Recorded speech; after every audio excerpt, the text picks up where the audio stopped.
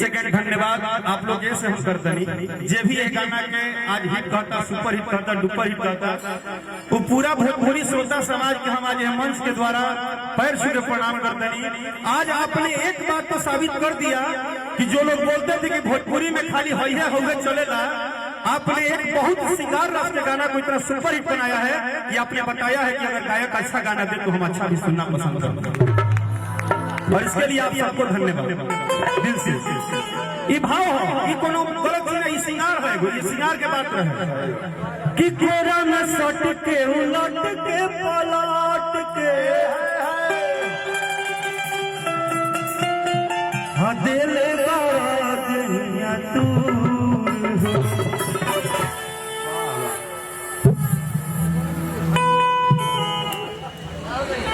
हम अपन रहिए तुरंत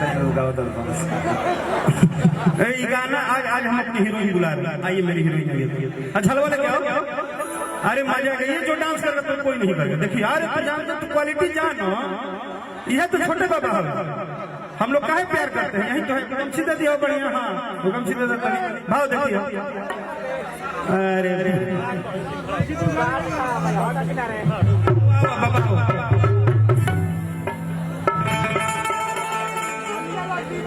कि कोरा में सट के उलट के पलट के दिले बड़ा दहिया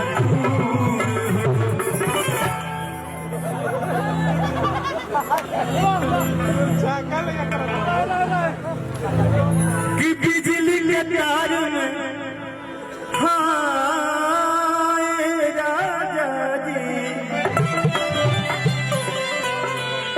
बिजली के तार में भतार छुड़ैलो हम मने मने कैलो मजबूर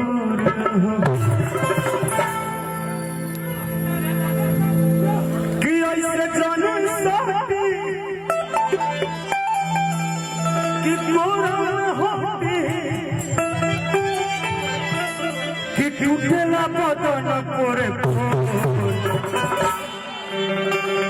राजा तनी जाने न बहरिया